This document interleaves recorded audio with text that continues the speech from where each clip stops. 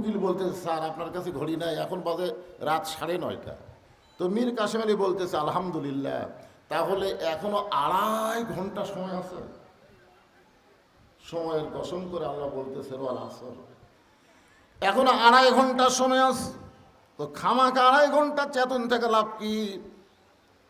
রাত যখন আল্লাহ ঘুমের জন্য দিয়েছে, লাইলান লিবাসা নাওমাকুম সুবাতা, আল্লাহু আকবার।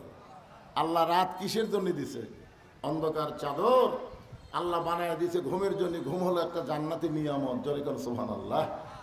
তো কাসেম আলী সাহেব বললেন, উকিল তাহলে আমি ঘন্টা 2 ঘুম পাড়ি, যদি আমি চেতন না পাই তুমি আমার ঘুম থেকে ডাক দিও। উকিল কয়, কে রে, ফাঁসি হবি ওর। আর 2.5 ঘন্টা সময়ের মধ্যে 2 ঘন্টা ঘুম পাড়বি, চেতন যদি না পায় হামাক ডাক দেওয়া লাগবে। উকিল বলে, স্যার আপনার ফাঁসি হবে।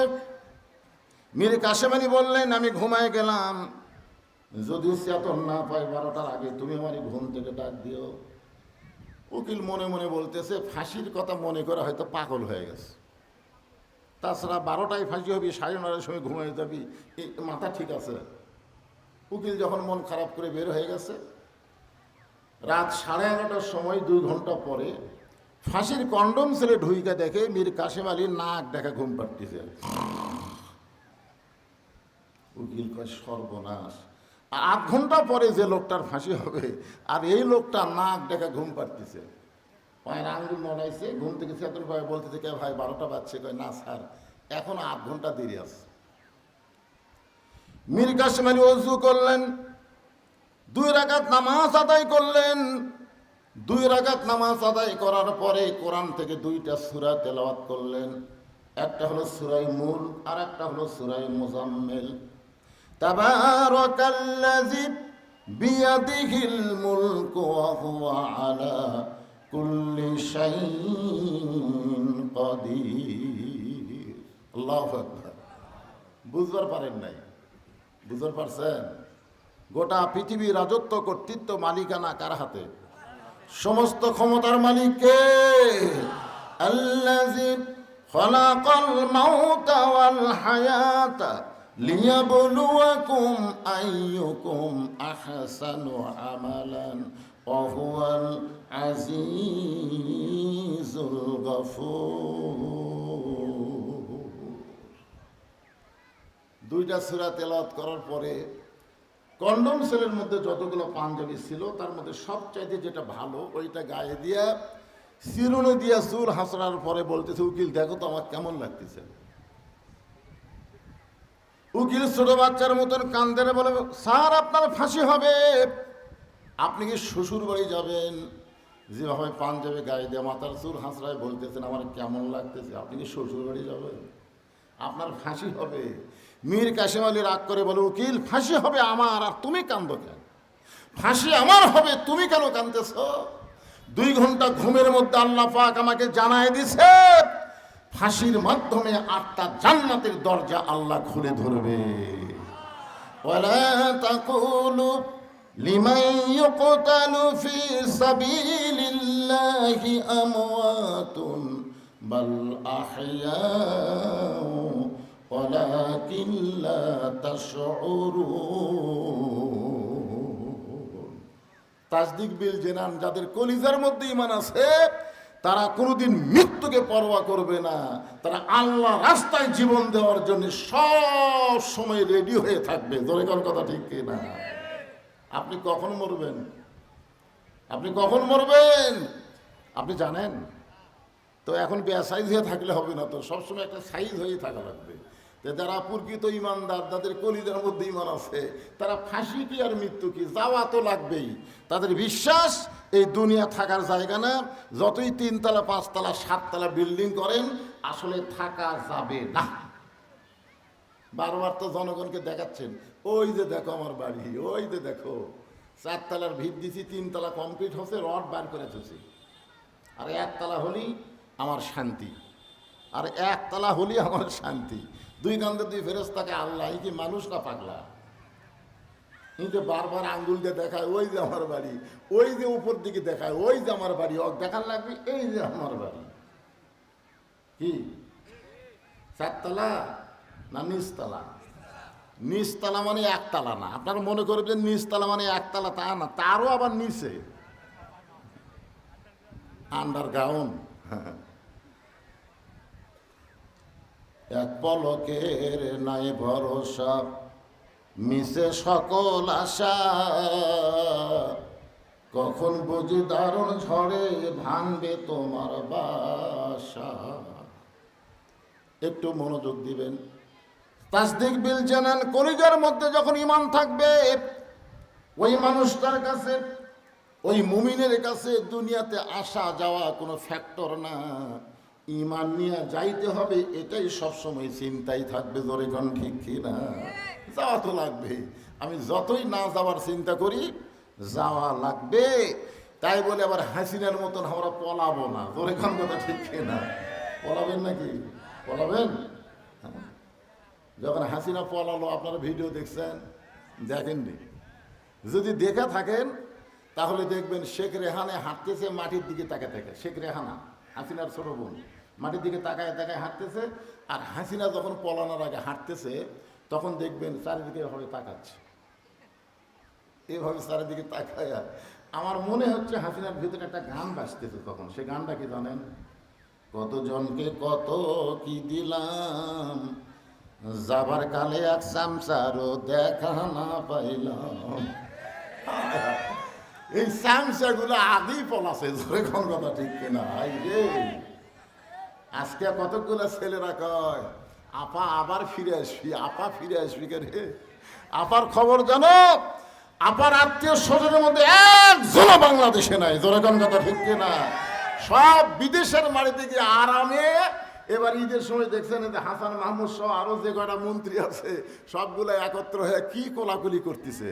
আর চামচাগুলা বাংলাদেশে কুত্তের মতন খাও খাও খাও খাও করতেছে। আর এই চামচা নেতা সব পলায় গেছে। তোমরা খাও খাও করে কোনো লাভ হবে না, কারণ যে পলায় যায় সে কোনোদিন আর ফিরে আসে না। ধরে কোনো কথা ঠিক কিনা?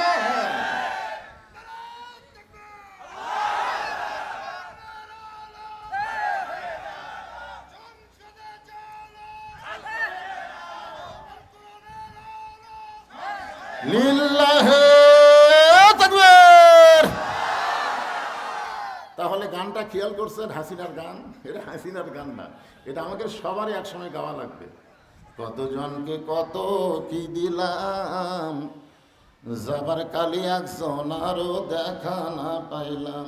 ও আমার সাদের মালা চাইরে ছিঁড়ে, রইব না আর বেশি দিন তোদের মাজারে। থাকবেন নাকি? থাকবেন তো। যাওয়াই যখন লাগবে, তাসদিক বিল জানান, কলিজার মধ্যে ঈমানকে সেট করা লাগবে।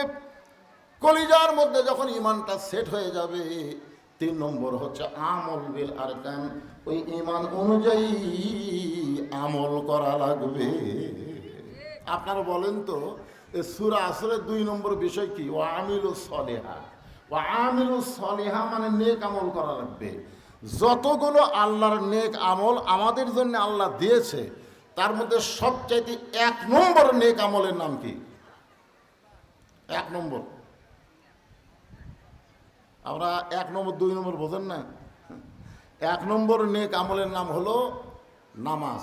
জোরে কার নাম কি? জোরে বলেন নাম কি? আপনি যদি রোজা না থাকেন, আপনি গুনাহগার হবেন, কিন্তু বেঈমান হবেন না।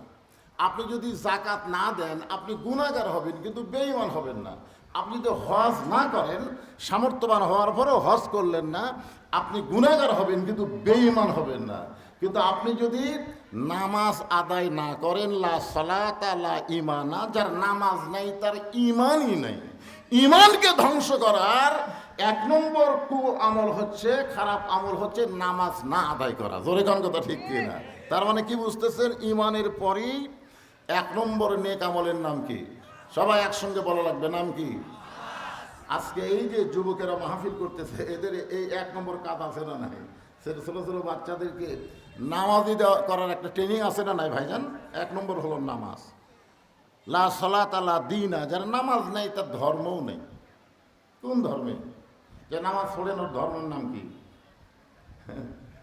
দেখবেন হিন্দুরা তো 12 মাসে 13 পূজা করে, মন্দিরে যায়, খ্রিস্টানরা গির্জায় যায়, ইহুদিরা বৌদ্ধরা প্যাগোডায় যায়, কিন্তু মুসলমানের বাচ্চা কোনোদিনও মসজিদে যায় না। দাবি করে আমি মুসলমান, কিন্তু নামাজ পড়ে না। এরকম আছে না নাই? যেরকম আছে না নাই? হ্যাঁ, এটা কোন নামাজ? এই নামাজ কি 5 ওয়াক্ত নামাজ না জুমার নামাজ? আপনাকে কি মনে হচ্ছে কোন নামাজ, জুমার নামাজ না 5 ওয়াক্ত? হ্যাঁ, এখানে বাইনাল আবদি ওয়াল কুফরি তরকুস সালাত, এই হাদিসটার ব্যাখ্যায় দেখলাম যে নামাজ পড়বে সে আল্লাহর বান্দা হবে, যে নামাজ পড়বে না সে হলো কাফের। এটা কোন নামাজ? তো এখানে লেখা আছে এটা হলো 5 ওয়াক্ত নামাজ, জুমার নামাজ কিন্তু না, 5 ওয়াক্ত নামাজ। আজকে আমাদের অনেক ছেলেরা শুধু জুমার নামাজ পড়ে, 5 ওয়াক্ত পড়ে না। এরকম ছেলে আছে না নাই? মনে করেন যে আল্লাহ যদি রহমানুর রহিম, লা তাকনাতু মির রাহমাতিল্লাহ ইন্নাল্লাহা ইয়াগফিরুয যুনুবা জামিয়া ইন্নাহু হুয়াল গাফুরুর রহিম, এই আয়াতের শানে আল্লাহ তাআলা হাসরের ময়দানে বললেন, যারা 5 ওয়াক্ত নামাজ পড়ো নাই, 7 দিন পরে শুধু জুমার নামাজ পড়েছো, আমি আল্লাহ তোমাদেরকে জান্নাত দিয়ে দিলাম। সুবহানাল্লাহ। আল্লাহ এরকম ঘোষণা দিবে বলে আপনাদের মনে হয়? যদি দেয়, দয়া তো আল্লাহর শেষ নেই। আল্লাহ রহমানুর রহিম বললেন, ঠিক আছে, যারা 5 ওয়াক্ত পড়োনি, খালি জুমার নামাজ পড়েছো, আমি আল্লাহ তাদেরকে জান্নাত দিয়ে দিলাম, যাও। তখন জুম্মা পার্টিটা খুশি হবে, বুঝলেন? আয় হায় রে, এ কষ্ট করে ফজর নামাজ, এ নামাজ না পড়লে তো কি হয়েছিল, আল্লাহ তো জান্নাত দিলই। শুধু জুমার নামাজ পড়ার কারণে জান্নাতের দিকে মারবে দৌড় আল্লাহর ঘোষণা অনুযায়ী, কিন্তু জান্নাতের কাছে গিয়ে দেখবে জান্নাতের দরজায় বিশাল একটা তালা, বিশাল একটা তালা। বলবে, আল্লাহ আপনি তো আমাকে জান্নাত দিলেন, কিন্তু দরজার যে তালা লাগানো, আমরা করব কি? আল্লাহ বলে, খুঁজে দেখো চাবি আছে। তখন এই জুম্মা পার্টি খুঁজে দেখবে একটা চাবি আছে, আলহামদুলিল্লাহ চাবি আছে। চাবি তালার মধ্যে ঢোকে ঠিকই, কিন্তু ঘোরে না। ঢোকে ঠিকই, তেল তেলা চাবি, কিন্তু ঘোরে না। তখন কে আল্লাহ, চাবি ঢুকলো ঠিকই কিন্তু ঘুরলো না, ব্যাপার কি? তাই পাগলা, ওই তালার মধ্যে 5টা দাগ আছে, তোর চাবির মধ্যেও 5টা দাগ থাকা লাগবে। তো বলে, 5টা কিসের দাগ? বলে 5 ওয়াক্ত নামাজের 5টা দাগ থাকা লাগবে। তোর চাবির মধ্যে দাগ আছে না, তেল তেলা। আল্লাহ বলতেছে, তাহলে জান্নাত দেখে ফেরত হয়। যারা শুধু জুম্মার নামাজ পড়তেছেন তারা জান্নাত দেখবার পাবেন, কিন্তু ভিতরে ঢুকবার পারবেন না। জান্নাতে ঢুকবার গেলে 5 ওয়াক্ত নামাজ লাগবেই। জোরে কোন কথা, ঠিক কি না? আর নামাজ আদায় করলে কি হবে? আল্লাহ কোরআনে বললেন, ইন্নাস সালাতা তানহা আনিল ফাহশাই ওয়াল মুনকার, একমাত্র নামাজই পারে মানুষকে যাবতীয় বেহুদা খারাপি কাজ থেকে বাঁচায় দিতে। এই জন্য আমাদের বাংলাদেশে কোরআন দিয়ে যখন রাষ্ট্র গঠন হবে, বাংলাদেশের আইন যখন, সংবিধান যখন কোরআন অনুযায়ী হবে, তখন ক্ষমতার চেয়ার যাকে দেওয়া হবে তার 1 নম্বর কাজ হলো, আল্লাযীনা ইম্মাক্কান্নাহুম ফিল আরদ, জমিনের মধ্যে কাউকে যখন ক্ষমতা দেওয়া হবে, সে যদি মুসলমান হয়, তার 1 নম্বর কাজ হচ্ছে আকামুস সালাত, নামাজ কায়েম করা। আজকে আমাদের বাংলাদেশে নামাজ কায়েম নাই। নামাজ কায়েম না থাকার কারণ হলো, মানুষের তৈরি আইন যে আমরা চলতেছি, আল্লাহর কোরআনের ওয়াজ শুনি আর মানুষের আইন মানি। যতই শোনেন, আবু জেহেলের সঙ্গে জাহান্নামে দেওয়া লাগবে। জোরে কোন কথা, ঠিক কিনা? আপনারা যেরকম ওয়াজ শুনতেছেন, আবু জেহেল এর চাইতে কষ্ট করে ওয়াজ শুনছেন। আপনারা তো বসার চান্স পাচ্ছেন, আবু জেহেল বসারও জায়গা পায়নি। নবী যখন কোরআন শরীফ পড়ছে, আবু জেহেল দাঁড়ায় দাঁড়ায় কোরআন তেলাওয়াত শুনছে।